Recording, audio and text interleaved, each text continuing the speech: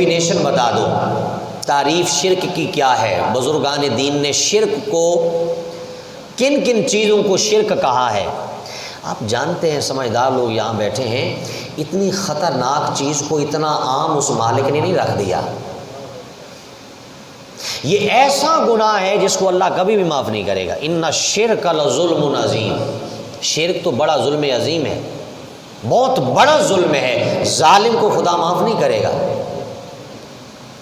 اور ہر گناہ گار جس کو چاہے گا مالک معاف فرما دے گا۔ کہا میں اپنے پارٹنر کو معاف نہیں کروں گا، جو میرا پارٹنر بننے کی کوشش کرے گا، میرا حصہ بننے کی کوشش کرے گا، میری الوہیت میں ہاتھ ڈالنے کی کوشش کرے گا، میں اس کو معاف نہیں کروں گا۔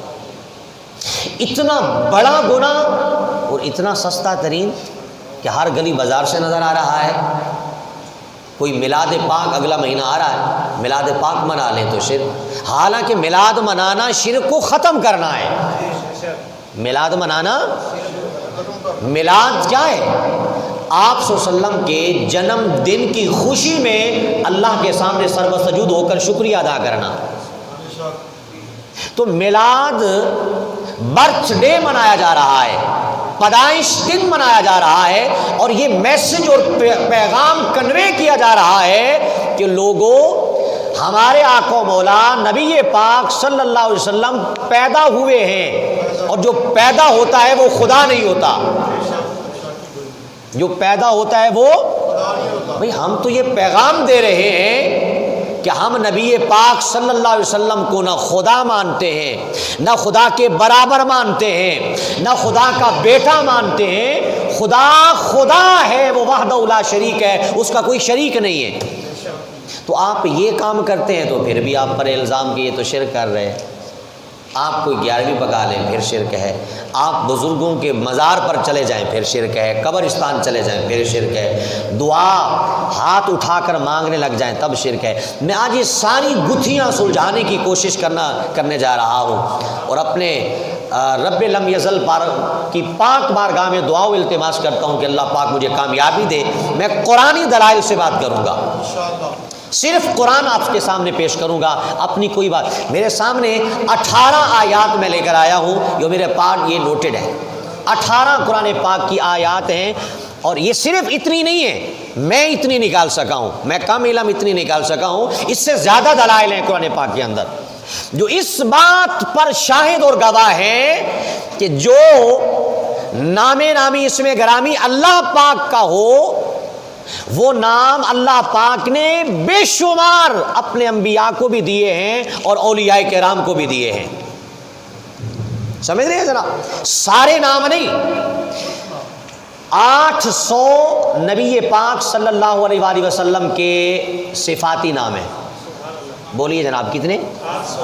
جو آپ قرآن مجید کے اینڈ پہ 99 لکھے پڑھتے ہیں، وہ صرف وہ نہیں ہیں، وہ ان 800 میں سے 99 وہاں موجود ہیں۔ احادیث مبارکہ میں 800 کی گواہی ملتی ہے اور نام ملتے ہیں جو نبی پاک صلی اللہ علیہ وسلم کو اللہ پاک نے عطا کیے، اور ان کے وہ نام ہیں۔ کتنے جناب؟ اور مزے کی بات، ان 800 میں سے 80 نام ایسے ہیں جو اللہ اور مصطفیٰ کے درمیان مشترک ہیں، یعنی وہ نام خدا بھی ہے، وہ نام مصطفیٰ بھی ہے۔ کتنے جناب؟ 80، 800 میں سے 80 نام ہیں۔ تو کیا پھر یہ سب شرک ہے؟ یعنی اگر یہ عقیدہ، یہ نظریہ بنا لیا جائے کہ جو نام خدا ہے وہ کسی اور کو دیں گے تو شرک ہو جائے گا، تو یہ تو 80 نام موجود ہیں حدیث مبارکہ کے اندر، اور ان 80 ناموں میں سے ایک لفظ ہے داتا، اور داتا کا معنی ہے دینے والا، دینے والا۔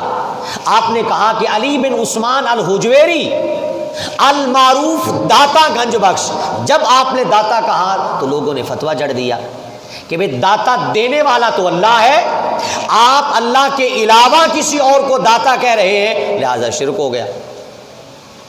لہذا میں پوچھنا چاہتا ہوں، رب کا کیا معنی ہے؟ پالنے والا۔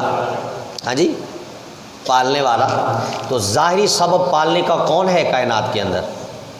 بولیے، جواب دیجئے۔ ماں باپ پالتے نہیں؟ پالتے نہیں ہیں ذرا؟ رب کا معنی ہے پالنے والا، تو ظاہری جو سبب ہے پالنے کا وہ صرف بلکہ ماں باپ بھی نہیں، استاذ بھی پالتا ہے، نیک پیر مرشد بھی پالتا ہے، ماں باپ بھی پالتے ہیں، تو کیا پھر شرک ہو گیا؟ یہ نہیں ہوا۔ اب یہ ساری باتوں کو میں یہ بنیاد بنا رہا ہوں، اب پہلے تعریف سنیں کہ شرک کی کیا ہے، تاکہ میں قرآنی دلائل جب پیش کروں تو سمجھنے میں آسانی رہے۔ علامہ تفتزانی نے شرح عقائد کے اندر جو درس نظامی کی معتبر کتاب ہے، پڑھائی جاتی ہے عقائد کے اعتبار سے، علامہ تفتزانی نے شرک کی تعریف کی۔ کیا الاشراک هو اثبات الشریک فی الالوہیت بمعنی وجوب الوجود کمال المجوس او بمعنی استحقاق العبادت کمال عبادت الاصنام۔ علامہ تفتزانی نے کہا جناب دو چیزیں شرک ہیں۔ نمبر 1، ایک یہ شرک ہے کہ آپ اللہ کے علاوہ کسی کو واجب الوجود مان لیں۔ کیا مان لیں جناب؟ یونس صاحب کیا مان لیں؟ واجب الوجود مان لیں، کہ جس طرح اللہ پاک کا وجود ازل سے لے کر ابد تک ہے، ہمیشہ سے لے کر ہمیشہ تک ہے، یہ نظریہ، یہ عقیدہ، یہ ٹائٹل آپ اللہ کے علاوہ کسی کو دے دیں، چاہے نبی کو دے دیں، شرک ہو گیا۔ کیا ہو گیا؟ یہ صرف اللہ کی شان ہے کہ وہ ازل سے ہے، وہ ابد تک رہے گا۔ یہ کس کی شان ہے؟ شان بولیے، شان خدا، شان۔ اب اس میں کوئی پارٹنر بنے کہ جس طرح اللہ ہمیشہ سے ہے ہمیشہ تک رہے گا، تو وہ کہنے والا مشرک ہو گیا۔ وہ کہنے والا، بات آسان ہے، سمجھ گئے جناب؟ دوسری بات علامہ تفتزانی نے کہا، دوسری بات شرک یہ ہے او بیمانیہ استحقاق العبادت کمال عبادت الاصنام، کوئی شخص اللہ کے علاوہ کسی کو مستحق عبادت مان لے۔ کیا مان لے جناب؟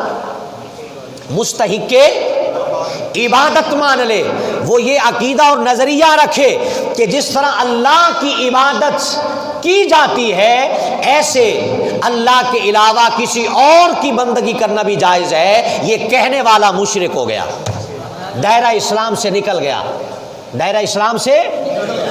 یہ دو چیزیں شرک ہیں، باقی کچھ بھی شرک نہیں ہے۔ یہ میں نے آپ کو ناپی تولی بات آپ کو بتا دی ہے۔ حدیث رسول کوٹ کر دیتا ہوں، بخاری شریف کی حدیث بات۔ آقا و مولا صلی اللہ علیہ وآلہ وسلم نے فرمایا، واللہ ما خاف علیکم ان تشرکوا بعدی، مجھے میرے اللہ کی قسم، واللہ قسم اٹھا کر، مجھے میرے اللہ کی قسم، میرے بعد مجھے میری امت میں شرک کا خوف نہیں ہے۔ ما خاف علیکم ان تشرکوا بعدی، مجھے میرے بعد میری امت میں شرک کا خوف نہیں ہے۔ ہاں دنیا میں گھس جائیں گے، حسد کینہ اور بغض میں چلے جائیں گے، دنیا داری میں چلے جائیں گے، لیکن مجھے شرک کی بو میری امت میں نظر نہیں آتی۔ آپ ٹٹول کر دیکھ لیں، ان شرک اور کفر کے فتوے لگانے والوں کو ایک بھی مسلمان نہیں کیا ہوگا، سینکڑوں کافر بنا چکے ہیں اپنے نظریے کے مطابق، اپنی سوچ کے مطابق، اپنی اس تبلیغ کے ذریعے، ایک بھی مسلمان نہیں کیا ہوگا، ایک کو بھی کسی کو راہ راست پر نہیں لائے ہوں گے، کسی ایک کو بھی توبہ نہیں کرائی ہوگی، کسی ایک کو بھی فکر خدا، فکر مصطفیٰ اور دین کا پرچار کرنے والا نہیں بنایا ہوگا، بے دین ضرور بنا دیا، بے راہ روی پر چلنے والا ضرور بنا دیا، داخل نہیں کیا دین کے اندر، دین سے نکالنے والے بن گئے۔ خدا ایسا کسی کو نہ کرے۔ میں نے یہ تمہید باندھی اس عنوان پر کہ ہر وہ نام جو اللہ پاک کا ہے وہ غیر خدا کو دینے سے شرک لازم نہیں ہوتا، یہ میری بنیاد ہے، یہ میرا موضوع ہے۔ اور یہ بھی میں نہیں کہہ رہا کہ ہر نام اللہ پاک کا غیر اللہ کو دیا جا سکتا ہے، یہ بھی بات میں نہیں کر رہا۔ چند ایک ایسے نام ہیں کہ جو مشترک ہیں، تو جناب وہ 80 ہو یا 1 ہو، اگر شرک 80 سے لازم آتا ہے تو وہ 1 سے بھی لازم آتا ہے۔ ہاں جناب، اگر شرک ہونا یعنی نام جو داتا ہے، اس داتا سے اگر شرک لازم ہوتا ہے، وہ 80 سے بھی وہی شرک لازم ہونا ہے اور 1 سے بھی وہی لازم ہونا ہے۔ تو میں نے آپ کو یہ بتا دیا کہ 800 جو نبی پاک کے نام ہیں، ان 800 میں سے 80 ایسے نام ہیں جو اللہ کے بھی ہیں اور وہی نام مصطفیٰ کے بھی ہیں، وہی نام مصطفیٰ کے بھی ہیں۔ لیکن وہ کیسے ہیں، اب یہ بھی میں سمجھا دوں تاکہ آگے میں قرآنی دلائل شروع کر سکوں۔ کیوں ہیں یہ بنیاد میں ڈال لیں، اپنے ذہنوں کے اندر نقش کر لیں کیوں ایسا ہے کہ داتا جب اللہ پاک کا نام ہے تو یہ ہم نے غیر خدا کو کیوں دے دیا؟ داتا علی حجویری ہم نے کیوں کہہ دیا؟ ہم نے غریب نواز کیوں کہہ دیا؟ غریبوں کو نوازنے والا، غریبوں کو تو نوازنے والی اللہ کی ذات ہے جناب، غریبوں کو نوازنے والی، داتا دینے والا، ارے بھائی دینا تو اللہ کی شان ہے، ایسے جناب۔ غوث اعظم دستگیر، مدد کرنے والے، ارے بھائی مدد تو اللہ پاک فرماتا ہے، مدد تو اللہ پاک، تو پھر کیوں ہے؟ یہ بنیاد کیا ہے؟ یہ جتنا بھی میں نے قرآنی دلائل آپ کے سامنے پیش کرنے ہیں، یہ کس بنیاد پر دلائل ہیں؟ ان کی بنیاد اور بیس کیا ہے؟ تو جناب بیس یہ ہے کہ ہر چیز کے 2 رخ ہوتے ہیں، سمجھیے گا بات، ہر چیز کے 2 رخ ہوتے ہیں معزز سامعین، ہر چیز کے، ایک ہوتا ہے ظاہر اور ایک ہوتا ہے باطن، ایک ہوتا ہے، بولیے، ایک ہوتا ہے حقیقت اور ایک ہوتا ہے مجاز، ایک ہوتا ہے فائنلی حقیقت اور ایک ہوتا ہے عارضی طور پر، ایک ہوتا ہے از خود اپنے لیے اور اپنی خود ایجاد، اور ایک ہوتا ہے عطائی کی، کوئی عطا کر دیتا ہے، کوئی دے دیتا ہے۔ بات کو سمجھ رہے ہیں جناب؟ داتا دینے والا اس کا معنی ہے، اور یہ حقیقی طور پر اللہ ہی ہے۔ غریب نواز، غریبوں کو نوازنے والا حقیقتاً اللہ ہی ہے۔ دستگیر، مدد کرنے والا حقیقتاً، بولتے جائیں، حقیقتاً رب، پالنے والا حقیقتاً۔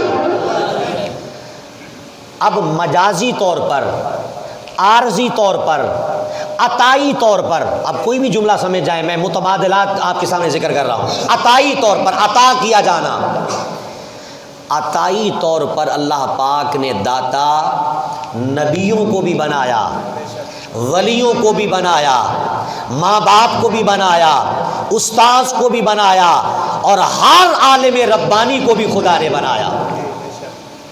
کس طور پر؟ بولیے، عطائی طور پر۔ کس نے عطا کیا؟ ارے اللہ کی ذات داتا از خود ہے، اپنی طرف سے ہے، اس مالک کو کسی نے داتا بنایا؟ علی بن عثمان الحجویری کو داتا اس عرش کے رب نے بنایا ہے۔ تو فرق واضح ہو گیا، وہ خود داتا ہے، ان کو کسی نے بنایا ہے۔ اگر ان کو کہا جائے کہ داتا علی حجویری اپنی طرف سے داتا ہے، معین الدین چشتی اجمیری از خود غریب نواز ہیں، پھر تو شرک بن جائے گا۔ لیکن جب ہم کہہ رہے ہیں، قرآنی تعلیمات کے مطابق کہہ رہے ہیں کہ از خود کوئی کچھ نہیں ہے، یہ سب کچھ اس کی عطا کردہ ہے۔ ارے بھائی باپ خود بن گیا ہے، اس مالک نے بنایا ہے، کہاں تک جاؤ؟ باپ کو باپ کس نے بنایا؟ ماں کو ماں کس نے بنایا؟ امام کو امام کس نے بنایا؟ یہ ساری بنیادی اس بات پر کھڑی ہے کہ وہ مالک عطا کرتا ہے، اور یہ دنیا اس کے سامنے پھر وہ خزانے کھلتے چلے جاتے ہیں۔ سبحان اللہ، سبحان اللہ۔ اب یہ میری گفتگو تھی، اب میں اس گفتگو پر قرآنی دلائل پیش کرنے جا رہا ہوں، تاکہ یہ پچھلی گفتگو بھی میری گفتگو نہ رہے، اس پر قرآن شاہد ہو جائے۔ اور میں کتنی آیات اس عنوان پر لکھ کر لایا ہوں؟ 18 آیات لایا ہوں، اور وہ صرف اتنی نہیں ہے، زیادہ ہیں۔ مجھ سے سینئر اور زیادہ نکال کے لائے گا، مجھ سے زیادہ پڑھا لکھا اور زیادہ نکال کے لائے۔ میرے پاس 18 آیات ہیں، اور ان 18 آیات میں سے ہر آیت کا مطلب آپ سمجھتے جائیں گے کہ شرک انا سوکھا گلی گلی رکھیا نہیں، گلی گلی شرک رکھیا نہیں ہے۔ آپ میلاد منائے نہیں ہے شرک، داتا کسی کو کہے نہیں ہے شرک، آپ عارضی اور مجازی طور پر رب کہے نہیں ہے شرک، ٹھیک ہے۔ اس پر قرآنی دلائل دینے جا رہا ہوں، سنتے جائیے جناب۔ ذوق سے موجود ہے جناب، ذوق سے موجود ہے۔ یہ پچھلے دوست جو اب تشریف لائے ہیں جی، یہ میرے محترم جو مجھے دیکھ کر مسکرا رہے ہیں، عنوان کیا ہے جناب ہماری گفتگو کا؟ اور بڑی معذرت کے ساتھ دیکھ لیں، جب آپ لیٹ تشریف لائیں گے تو پھر ایسا ہونا ہے، آپ مسجد کو وقت دیں، ٹھیک ہے۔ اور اپنے میں عالم نہیں ہوں، علماء کا خادم ہوں، آپ صرف نماز کے لیے نہ آیا کریں۔ جب آپ وقت پر پہنچیں گے تو انشاءاللہ سارے مسئلے آپ کے حل ہو جائیں گے۔ آپ نے ڈیٹیل سے دین نہیں پڑھا اور پڑھنے کی فرصت نہیں ہے تو کم از کم وہ دین تو آپ لینے کی ضرور کوشش کریں نا جو بغیر وقت دیے آپ کو مل سکتا ہے، تھوڑا سا وقت دینے کے لیے، ٹھیک ہے۔ اور اگر میں اس بات پہ گفتگو شروع کر دوں تو الگ عنوان بن جائے گا کہ مسجد صرف بندگی خدا کے لیے، صرف مسجد کا استعمال نماز نہیں ہے۔ ہمارے نبی پاک نے فرمایا نہیں کہ کل کائنات اللہ پاک نے میرے لیے تو مسجد بنا دی۔ بنی اسرائیل کے لیے یہ اعزاز نہیں تھا، وہ اپنی عبادت گاہ میں آتے تھے، عبادت کرتے تھے تو پھر عبادت تھی۔ آپ کے لیے تو پورے روئے زمین عبادت ہے، تو پھر مسجد کیوں بنائی گئی؟ اس کے بڑے مقاصد ہیں، اور ان بڑے مقاصد میں سے ایک مقصد یہ ہے کہ آپ آئیں اور دین کی تعلیم یہاں سے حاصل کریں، ٹھیک ہے۔ آپ کا تو ماحول پھر بھی ماشاءاللہ بہتر ہے، آپ وزٹ کریں مساجد میں، آتے اس وقت ہیں جب کہتے ہیں جی مولوی صاحب بس کر چکے ہوں گے تو ہم تو جائیے جناب۔ یہ دین کے ساتھ مذاق ہے، بہت بڑا ظلم ہے دین کے ساتھ۔ کل دین نے پکڑنا ہے، اس کو خدا روح دے گا، یہ ایک جسم کی مانند ہم سے جھگڑا کرے گا کہ میں نے ہر دروازے پر اسلام کہے گا میں نے دستک دی لیکن مجھے کسی نے قبول نہیں کیا تھا۔ آج آپ اسلام کو دل دیں، بروز قیامت وہ آپ کو عزت خدا سے دلوائے گا۔ اولاد کو لایا کریں، بھائیوں کو لایا کریں، اپنی جنریشن کو لایا کریں، یہاں سے دین ملے گا، یہاں سے بغاوت نہیں ملے گی، یہاں سے محبت ملے گی، یہاں سے نفرت نہیں ملے گی۔ آئیے جناب، سب سے پہلی دلیل قرآن مجید فرقان حمید سے۔ اللہ پاک نے ارشاد فرمایا قرآن مجید فرقان حمید پارہ نمبر 4 سورہ آل عمران آیت نمبر 123، وَلَقَدْ نَصَرَكُمُ اللَّهُ بِبَدْرٍ وَأَنْتُمْ أَذِلَّةٌ۔ ترجمہ اس کا یہ ہے کہ بے شک بدر میں اللہ نے تمہاری مدد کی۔ غزوہ بدر کا یہ عنوان ہے جناب۔ اللہ پاک نے کیا ارشاد فرمایا؟ اور بے شک بدر میں اللہ نے تمہاری مدد کی۔ بولیے کس نے مدد کی؟ اللہ کیا ہوا؟ مددگار۔ اللہ پاک کیا ہوا جناب؟ مددگار۔ جب تم بالکل بے سر و سامان تھے، اللہ پاک نے فرمایا کہ میں نے مدد کی اور میری مدد سے تم فتح یاب ہو گئے۔ تو مدد کرنے والی ذات کون ہوئی؟ سب دوست سمجھے؟ اب یہ قرآن میں نے پڑھا، اب اگلی آیت بھی قرآن ہی پڑھ کر آپ کو سناؤں گا جو خود اللہ پاک کسی اور کو مددگار کہے گا۔ انی ماڑی سبحان اللہ جناب۔ اللہ پاک نے ارشاد فرمایا پارہ نمبر 4 سورہ آل عمران آیت نمبر 24، ایک آیت پیچھے، وہ پہلی 23 تھی اور یہ 24۔ اللہ پاک نے ارشاد فرمایا اذ تقول للمؤمنین ان یکفیکم ان یمدکم ربکم بثلاثۃ آلاف من الملائکۃ منزلین۔ ترجمہ اس کا یہ ہے کہ محبوب علیہ الصلوۃ والسلام آپ فرما دیں کیا کہ میرے غلاموں تمہارے لیے یہ کافی نہیں کہ اللہ تعالیٰ 3000 فرشتوں کے ذریعے، کتنے؟ 3000 فرشتوں کے ذریعے تمہاری مدد کرے۔ کس کے ذریعے؟ بولیے۔ تو کیا سمجھے اس آیت سے کہ یہاں مددگار کون بنے؟ فرشتے جناب۔ کون؟ کس کے ذریعے؟ 3000 فرشتوں کے ذریعے کیا کرے وہ تمہاری جناب۔ صحابہ کہہ رہے تھے بدر کے اندر کہ اے دوستو ہم دیکھ رہے ہیں تلوار چلتی کہیں دکھائی نہیں دیتی لیکن کافر گرتا ہمیں دکھائی دے رہا ہے۔ وہاں کافر گر رہا ہے، وہاں کافر گر رہا ہے، وہاں کافر گر رہا ہے۔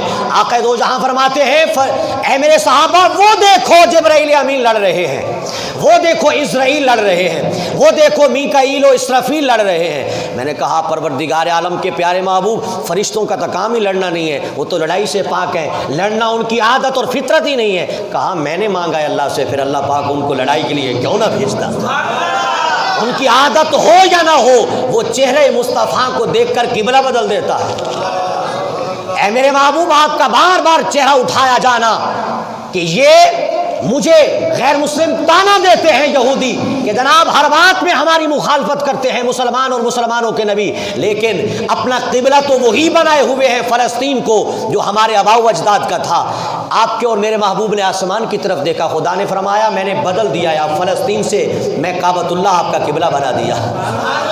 یہ مصطفیٰ کا کہنا ہے اور مصطفیٰ کی دل کی خواہش۔ ابھی مانگا نہیں، بس سر اٹھایا ہے، سر اٹھایا ہے۔ تو اللہ پاک نے فرمایا محبوب یہ جو آپ نماز پڑھ رہے ہیں نا، نماز مکمل کرنے کی بھی آپ کو اجازت نہیں ہے۔ دوران نماز ادھر فلسطین ہے مخالف سمت، اور آج ہم ادھر کو نماز پڑھتے ہیں، اب ادھر ہے ہمارا قبلہ، پہلے ادھر ہوا کرتا تھا۔ اے محبوب بس آپ کا سر اٹھانا، اور ہم نے دل کی بات آپ کی جان لی ہے، ہم تو دلوں کے راز کو جانتے ہیں، لہٰذا آپ کی دل کی خواہش یہ ہے کہ ہمارا قبلہ ادھر سے ادھر ہو جائے، کیونکہ یہودیوں نے تانا دیا ہے۔ فرمایا محبوب ابھی دوران نماز ادھر سے ادھر کو رخ پھیر لے، تاکہ پتہ چل جائے کہ خدا مصطفیٰ کی ٹالتا ہی نہیں۔ تو جناب کیا ثابت ہوا کہ مددگار اللہ اور مددگار فرشتے، فرق اتنا ہے اللہ مدد اپنی طرف سے فرماتا ہے اور فرشتوں نے مدد تب کی کہ اللہ نے انہیں توفیق عطا فرمائی۔ تو واضح ہے بات جناب۔ دوسری آیت، نبی پاک صلی اللہ علیہ وسلم بھی خود مددگار ہیں۔ قرآن پاک کی آیت پارہ نمبر 9 سورہ انفال آیت نمبر 12، قرآن سے بات کر رہا ہوں جناب، آیت سنیے۔ اذ یوحی ربک الی الملائکۃ انی معکم فثبتوا الذین آمنوا۔ اللہ پاک کا ارشاد اور ترجمہ اس کا یہ ہے کہ اے محبوب، جب اے محبوب صلی اللہ علیہ وسلم تمہارا رب فرشتوں کو وحی بھیجتا تھا، اے میرے محبوب جب آپ کا رب کن کو وحی بھیجتا تھا؟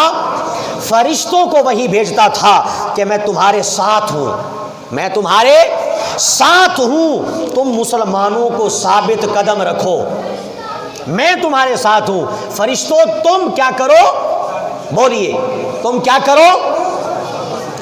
اب یہاں ثابت کرنا کہا گیا کہ فرشتے ثابت قدمی تو وہ دیتا ہے، اے اللہ پاک مجھے ثابت قدم فرما، اے اللہ پاک مجھے فلاں کام میں استقامت عطا فرما، دعا مانگتے ہیں نا، تو ثابت قدمی وہ دینے والا قرآن کہہ رہا ہے کہ فرشتے بھی ثابت قدمی دینے والے۔ تو لگتا یہ ہے نا کہ وہ جھیڑے ہی ہیں، وہ دین نہیں ہے۔ جو ہر بات میں شرک کی رٹ لگاتے ہیں وہ دین نہیں دے رہے، وہ اسلام نہیں دے رہے، وہ جھیڑا دے رہے ہیں، وہ جھگڑا دے رہے ہیں، وہ فساد دے رہے ہیں۔ اصل دین یہ ہے جو قرآن کہہ رہا ہے۔ لے جناب، ولی حضور داتا گنج بخش کیا ہے؟ کیا ہے جناب؟ وہی بتائیں کہ جن کا نظریہ ہے اور آپ سب کا نظریہ ہے، کیا ہیں داتا صاحب؟ ولی ہیں۔ کیوں ہے ولی؟ اب اللہ بھی ولی کا معنی ہوتا ہے مددگار، بے شمار معنی ہے، لیکن ان میں سے ایک معنی یہ بھی ہے مددگار۔ کیا معنی ہے جناب؟ مددگار۔ اب پہلے تو یہ سن لیں کہ اللہ مددگار ہے، اللہ ولی ہے۔ اللہ کیا ہے؟ ولی ہے، یعنی مددگار ہے۔ قرآن پاک نے کہا اللہ ولی الذین آمنوا، سورہ یاس اپنا آیت الکرسی کی دوسری آیت، اللہ ولی الذین آمنوا۔ ترجمہ کا یہ ہے کہ یہاں اللہ ولی ہے ایمان والوں کا۔ اللہ کیا ہے؟ اور ولی کا معنی مددگار، ولی کا معنی یعنی اللہ ولی ہے، مطلب بریکٹ ایمان والوں کا مددگار ہے۔ یہ آیت میں پیش نہ بھی کرتا تو اتنا تو سب کو پتہ ہے نا، ان کو بھی پتہ ہے جو شرک کا فتویٰ، بلکہ ان کو تو زیادہ پتہ ہے اللہ ہی مددگار ہے، اللہ ہی مددگار ہے۔ میں نے کہا اللہ مددگار ہے لیکن اس نے اپنے خزانے بانٹ دیے ہیں۔ میرے آقا نے فرمایا انا قاسم واللہ یؤتی، اللہ مجھے دیتا ہے میں تقسیم کرتا ہوں۔ نہ خدا کی عطا میں شک ہے نہ مصطفیٰ کی تقسیم میں شک ہے۔ وہ دینے والا بھی بے نیاز اور بانٹنے والا بھی شان و شوکت کا مالک۔ تو کیا آیت ہوئی کہ اللہ ولی ہے کن کا؟ ایمان والوں کا۔ اب اس کے مد مقابل دیکھ لیں، اللہ پاک نے ارشاد فرمایا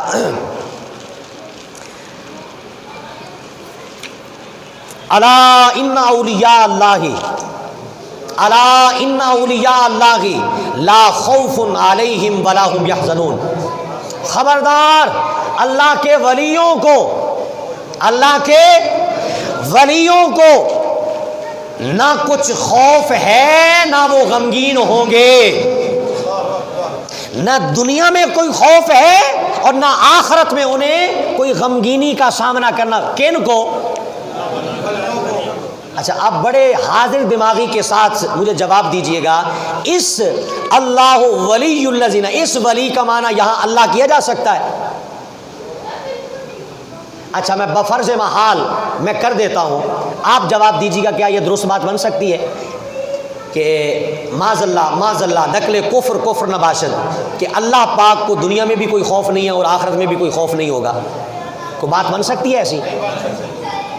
اگر اس ولی کا معنی اللہ کیا جائے، رب کیا جائے، اس ذات کو مراد لیا جائے، تو کہیں بات بنتی نظر آ رہی ہے؟ لا محالہ یہ دنیا کے ان معتبر لوگوں کو، بزرگوں کو، اللہ کے نیک بندوں کو کہا گیا کہ الا ان اولیاء اللہ، اللہ کے ولیوں کو دنیا میں بھی کوئی خوف نہیں ہوگا اور آخرت میں وہ غمگین بھی نہیں ہوں گے۔ تو کیا شرک ہوا جناب؟ بولیے، جواب دیتے جائیں، شرک ہوا؟ ارے یہ عین توحید ہے، اللہ ولی ہے، از خود ولی ہے، مدد کرنے والا ہے، داتا جو مدد کر رہے ہیں بطور ولی وہ اللہ کی عطا کردہ طاقت سے جناب جی وہ مدد کر رہے ہیں۔ اسی طرح عزیزان گرامی قدر سورہ نمل کے اندر واقعہ موجود ہے، چیونٹیوں کا واقعہ موجود ہے کہ ایک سلیمان علیہ السلام کا لشکر اپنی فوج کے ساتھ ایک جگہ سے گزرنا ہے، اور روایات میں بتایا گیا کہ 3 میل دور مسافت سے، کتنے میل؟ کلومیٹر سے میل بڑا ہوتا ہے، کلومیٹر سے میل بڑا ہوتا ہے، 3 میل دور مسافت، ابھی دور تھا وہ لشکر سلیمان علیہ السلام کا، فوج کے ساتھ وہ آ رہے، تو چیونٹی جو ان کی ملکہ تھی، سب چیونٹیوں کی، ان کو خطاب کیا، پیغام دیا کہ لشکر آ رہا ہے۔ کیا پیغام دیا؟ حتی اذا اتوا علی واد النمل قالت نملۃ یا ایھا النمل ادخلوا مساکنکم لا یحطمنکم سلیمان وجنودہ وہم لا یشعرون۔ چیونٹی نے 3 میل دور مسافت سے دیکھ لیا لشکر سلیمان کو، لشکر 3 میل میرا اور آپ کا دیکھنا بھی تھوڑا دشوار بن جاتا ہے، نظر اگر ویک ہو تو کون دیکھ رہی ہے؟ چیونٹی، کیڑی جناب، ہاں جناب کیڑی، زمین پر نہیں، سب سے چھوٹا جانور، سب سے میں نے کہا ہم تو یہ رب تو یہ ہے، تم نے اللہ پاک کی ذات کو اتنا محدود کر دیا ہے کہ وہ جناب علی بن عثمان جیسی شخصیت کو داتا بنا دے تو تمہارا اعتراض، غوث پاک کو مددگار بنا دے تو اعتراض، معین الدین چشتی اجمیری کو غریب نواز بنا دے تو اعتراض، یہاں تو 3 میل دور سے چیونٹی دیکھ رہی ہے، ارے جانور دیکھ رہا ہے، تو اشرف المخلوقات سے تعلق رکھنے والا داتا کیوں نہیں ہو سکتا؟ معین الدین چشتی اجمیری غریب نواز کیوں نہیں ہو سکتا؟ سنیے ترجمہ کیا ہے، کہا یہاں تک کہ جب چیونٹیوں کے نالے پر آئے، قریب پہنچا وہ لشکر، تو ایک چیونٹی بولی، اے چیونٹیوں، میری سہیلی چیونٹیوں، اپنے گھروں میں چلی جاؤ، تمہیں کہیں سلیمان علیہ السلام کا لشکر بے شعوری کے عالم میں کچل نہ ڈالے، لہذا اپنی اپنی بلوں میں چلی جاؤ، اپنی اپنی بلوں میں چلی جاؤ، زمین بوس ہو جاؤ، لشکر آ رہا ہے، سواریوں پر سوار ہیں، کہیں ان کے پاؤں میں آ کر روندی نہ جاؤ۔ اب یہ ہے علم چیونٹی کا علم اور چیونٹی کی نظر۔ اب نبی کو دیکھیں پھر آگے، جب پیغمبر سلیمان علیہ السلام نے یہ کلام سنا، اور کہاں سے سنا؟ اللہ اکبر، اللہ اکبر۔ ارے چیونٹی کو کان میں گھسیڑ دے، وہ بولے تو پھر بھی مجھے اور آپ کو سمجھ نہ آئے، سن سکتے ہیں ہم؟ یہی فرق ہے نبی اور عام بندے میں، یہ فرق ہے، نبی ہمارے جیسے، ارے کہاں ہے نبی ہمارے جیسے؟ نبی پاک کڑوے کنویں میں اپنا لعاب دہن ڈالے وہ میٹھا بن جائے، ہنڈیا میں ڈالے وہ زیادہ ہو جائے، اگر تو کہتا ہے نا ہمارے جیسے، تو ایک مرتبہ آزما کے دیکھ، بیوی سب سے زیادہ محبت کرتی ہے شوہر کے ساتھ، ہاتھ کے ہتھیلی پر تھوک ڈال کر دینا کہ چاٹ، وہ چاٹے گی نہیں، وہ چانٹا مارے گی۔ بدتمیز، تجھے یہ شعور نہیں ہے کہ تو تھوک ڈال کر مجھے دے رہا ہے اور چاٹ؟ تیرا اور نبی کا مقابلہ، نبی لعاب دہن ڈالے کنواں میٹھا ہو جائے، 10 لوگوں کا کھانا 20 کے لیے بن جائے، تو نبی کے ساتھ مقابلہ کرتا ہے؟ نبی جہاں قدم رکھے عرش بن جائے، نبی کے ہاتھ میں کنکر آئیں کلمہ پڑھنے لگ جائیں، درخت جڑیں اکھیڑ کر بارگاہ مصطفیٰ میں سلامی کرنے کے لیے آ جائیں، یہ نبی ہے؟ نبی کے ساتھ مقابلہ نہیں۔ اب سنیے، سلیمان علیہ السلام اس کلام کو سنا 3 میل دور کی مسافت سے، تو کیا یہ بھی قرآن سنا رہا ہوں، فتبسم ضاحکا من قولہا، اس بات کو سن کر مسکرانے لگ گئے۔ واہ قدرت تیری شان، واہ رب تیری شان کہ تو نے چونٹی کو یہ شعور دے دیا، دانائی دے دی۔ وہ کہہ رہی ہے کہ بلوں میں چھپ جاؤ، کہیں سلیمان علیہ السلام کے لشکر تمہیں روند نہ ڈالے۔ اس بات کو سن کر مسکرانے لگ گئے جناب پیغمبر سلیمان علیہ السلام۔ وقال ربی اوزینی ان اشکر نعمتک التی انعمت علی وعلی والدی، یہ سارا سنا کے تو اللہ کے سامنے شکریہ ادا کرنے لگ گئے کہ اے پروردگار عالم، کتنا شعور تو نے چونٹی کو دیا ہے، پھر اپنے عظیم بندوں کو کتنی دنائی تو عطا فرماتا ہو۔ سمجھنے والی تو بات یہ ہے عزیزان گرامی قدر، یہ 3 آیتیں میں نے پیش کی ہیں، انشاءاللہ اگلا خطبہ میں اس عنوان پر رکھوں گا، اور اینڈ اس بات پر کر رہا ہوں، جناب اللہ خدا ہونے میں ایک ہے، مصطفیٰ ہونے میں ایک ہے۔ اولیاء کرام کی شان کو دیکھ کر تم تو کہتے ہو نا شرک اور شرک، میں جو تعلیمات اسلامیہ کے مطابق آپ کو دینا چاہ رہا ہوں وہ یہ ہے، جب ہم اولیاء کی شان کو دیکھتے ہیں کہ داتا علی حجویری آپ کے قدموں سے، آپ کے خزانوں سے 24 گھنٹے لوگ کھا رہے ہیں، پیٹ کو پال رہے ہیں، اس گزرے دور کے اندر، غربت کے دور کے اندر، جب معین الدین چشتی اجمیری کی ایک نظر سے 90 لاکھ کو کلمہ پڑھتا میں دیکھتا ہوں، جب مہر علی کو یہ فرماتے سنتا ہوں کہ جناب من لکھنے لکھانے کی باتیں ہو گئی، آج میں اپنے قلم کو حکم دیتا ہوں، اے قادیانی تو بھی حکم دے کہ اٹھ کر خود لکھے۔ مہر علی بھی کہتا ہے کہ خود لکھے، میرا قلم اٹھ کر لکھنا شروع کر دے گا۔ جب میں یہ دیکھتا ہوں، جب میں یہ سنتا ہوں، تو میں کہتا ہوں ان کی شان کو دیکھ کر ہمیں نبیوں کی شان سمجھ آتی ہے کہ یہ ولیوں کی شان ہے، یہ ولی جس کا کلمہ پڑھتے ہیں اس کی پھر شان کیا ہوگی۔ ہم ایسے اولیاء کی شان کو بیان اور نبی، اور پھر جب ہم پیغمبروں کی شان کو دیکھتے ہیں، شان سلیمان کو دیکھیں، شان داؤد علیہ السلام کو دیکھیں، شان موسیٰ و عیسیٰ کو دیکھیں، تو پھر ہمیں شان خدا نظر آتی ہے کہ یہ نبیوں کی شان ہے۔ ان نبیوں کو شان دینے والے اس رب رحیم اور غفور کی شان کیا ہوگی۔ یہ پیٹرن ہے اسلام پہ چلنے کا۔ یہ نہیں ہے کہ جناب جی اللہ نے جن کو عطا کیا ان کے قدموں میں بیٹھ جائیں تو شرک، ان کی تعظیم کر لیں شرک، ان سے محبت نہیں جناب، ایسا نہیں۔ یہ میٹھا دین ہے، یہ پیارا دین ہے، یہ میل ملاپ والا ہے، اخلاقیات کا دین ہے، اسے متنفر دین نہ بنایا جائے۔ خدا را سب قرآن شاہد ہے، انشاءاللہ العزیز بقیہ دلائل میں اگلے جمعے پر آپ کے سامنے پیش کروں گا۔ اللہ تعالیٰ کی پاک بارگاہ میں دعا و التماس کرتا ہوں عمل کی توفیق عطا فرمائے۔ لیکن اب جس کے جی میں آئے وہی پائے روشنی، ہم نے دل جلا کے سر عام رکھ دیا۔ اگلے جمعے پر جلدی آئیں گے تو انشاءاللہ پھر بات سمجھ آ پائے گی۔